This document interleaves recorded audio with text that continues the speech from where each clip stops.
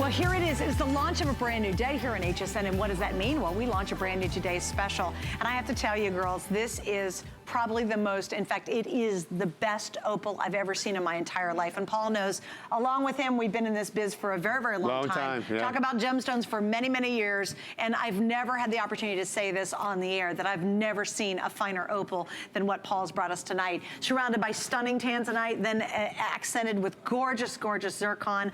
And I just want you to see the two choices because they're incredible. So I did a little preview earlier. Okay. You saw me talking about it, I right? did. I would tell you 9 out of 10 of you have already picked up the opal. I'm not surprised. And by the way, I should say that's the most limited choice. It's very limited. No, yeah, it's so funny. People on Facebook, and I gave you props on Facebook, and the reason I say this is because this is what I go after. When somebody says, and this is exactly what Suzanne said when we walked in the studio, she said, oh my gosh, first thing she said, looks better in person, which is true, very difficult to photograph an opal. Right. Number two, she said, this is the best opal I've ever seen. And I've never said that before. That makes me feel really, really, really good.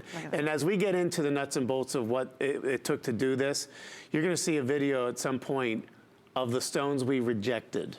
Oh, wow. And I work hand in hand with one of the finest factories in the world. They do upscale. They do $50,000 and $100,000 pieces. Oh, wow. And I watch them sorting. And I am really tough, but I was watching them sorting. And you were like, oh, I kind of like that one. Yeah, the one in there. What are you checking that one for? Like, that one's good. They're like, oh, my children. So let's start first and foremost why I chose these two. Well, let me just show you the two choices, because there's two. I mean, I am gaga over the opal. And I'm going to be honest with you, I'm not necessarily a big opal fan. I'm really not, because I've never really seen, well, I've seen great opals. I've just never had the opportunity to get an opal like this that is magnificent. So all of a sudden, I'm like one of the biggest opal fans on earth right now. But the other choice, and not to be overshadowed by the opal, is an amazing, that is a genuine Kingman turquoise. Yes. Now, of all turquoise in the whole world, all of them want to grow up to be that color and that look. And again, Paul has picked one of the very, very best. I haven't seen a turquoise that clean and that blue and that beautiful. The Sleeping Beauty. Right. And this is and rivals that for sure. Well, and there's a reason why. First of all, we had to be very, very picky, because I've been to the Kingman mine. Actually, this is the typical rough you get from the Kingman mine. And you see, as you say, matrix included, veining, I think was the words that you used. Sure. It's not that it doesn't produce that type of material, but it's few and far between. I'm sorry. I was trying to get the wrong way.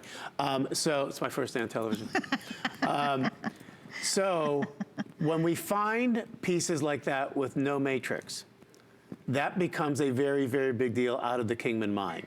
And the layperson would not be able to tell the difference. In fact, I would venture to say the Gemological Institute of America, if they were testing, they can't really tell you the pedigree or the origin of a stone and where it's mined.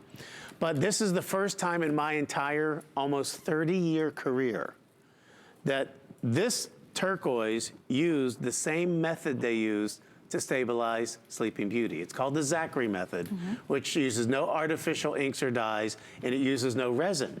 Normal turquoise uses a resin to stabilize. Now, stabilization is a very important process. Yes. So I don't want anyone to think, a lot of people, I always say, if you want to have fun and you go into a jewelry store, ask them if their turquoise is stabilized and watch them do the dance. They're like, they're tap dancing away.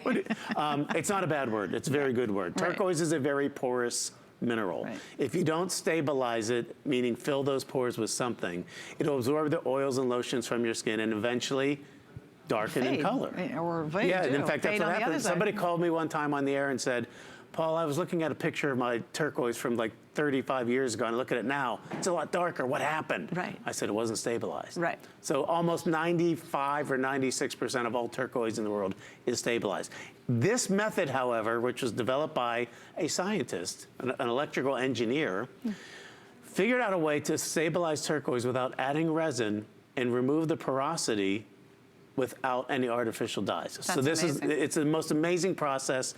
And most people are gonna say, is that Sleeping Beauty? Well, it's not, but it sure as heck looks like it. Oh my gosh, absolutely. Yeah. And no, again, I was gonna say, and I want you to see really and appreciate the size of these. That's the other thing that really caught my attention, is to be able to get an opal, to be able to get that fire, that color range, that sparkle, just how amazing it is, and that size. That's a real, these are both very large stones. 11 by 9 millimeter. And I will tell you this, In all the years that I've been doing this, whether it was as a host or as a guest with my own brand, I've never offered an 11x9 opal in sterling silver as a top value anywhere. Right. So this, and what you need to understand about the millimeter size, and I'll tell you why we use millimeters in a minute, but an opal, I'd say 90% of what I've sold in the past, or in any of my creations, was 7x5 or 6x4 millimeters or smaller. Every millimeter you go up in size, the price goes up exponentially. Most of the rough that comes out of the ground is small. It's what we call melly size. Well, that's why we see little teeny opals all the time. That's exactly right. You don't see a really and you big pay opal. a premium price for that. Now, let's talk about two different techniques or the way I deal with color. Color is the single most important. If you learn nothing else from any show that I ever do, color is the single most important defining characteristic of a gemstone. You've heard of cut, color, clarity, carat weight. Color's the most important thing. It's the second most important thing. It's the third most important. It's about color. But when you get to certain gemstones that are called phenomenal gemstones, and that means that they exhibit a certain optical phenomenon that makes it special. Like alexandrite is a color change phenomenon. Labradorite has a labradorescence. Opal is the only gemstone on planet Earth that exhibits the phenomenon called play of color. And I won't get real technical on why it happens and why you went so crazy over it when you saw a really good opal. It's because every time you move that opal, every angle that you view it, every angle that light passes through this will show you a different shifting pattern of colors. And it's the only gem on Earth that does it, and it's very, very rare. Most opals are what you call common opals that don't exhibit that. Or they'll just have a flash up. Yeah. The problem is we're so used to just milky white opals. That's really the challenge for the opal. And so even for you, when you get this at home, I wish I could be there for that open the box experience. Oh, yeah. Because we walked in the studio, I was pretty far away and the lights were off in the studio. And this opal was literally sitting there glowing. And I was like, what the? And I had only seen pictures of it up till tonight when we walked in. And I thought, oh my goodness. And then, you know, quite frankly, when you really talk about bringing us a phenomenal value. It even surprised me Paul could do this. It really did. Because that price at $159.95, it is unheard of. And by the way, we haven't talked about the Tanzanite. Tanzanite? No. Oh, by the way, we forgot the Zircon. Oh yeah, that's in there too. By the way, we're talking about one of the top grades of turquoise you can get in the world. Oh yeah, all of that. And tonight, we even have 5 flex pays. So easy. You have 5 months to pay it off, 5 months to be loving it, 5 months to wave at your friends like this. Hello, how are you today? Look what I'm wearing. Oh, this whole thing. Oh, this opal. And well, also, I thought your timing was brilliant because October, birthday, Yep. I wish I was an October baby now. I really do. And you don't need to be one to wear an opal, but boy, if you have someone who has a birthday in October, and guess what, turquoise is December's birthstone. So Paul's done a brilliant job of giving you that perfect, and Tanzanite, unbelievable gift December, for somebody for the holidays. Can you, or for their birthday? And this is one and done. When this is done, it's over. Now I have to give you some updates. You gotta see the bracelet. Because the bracelet, I literally have 3 of them. I could slap Paul at this point.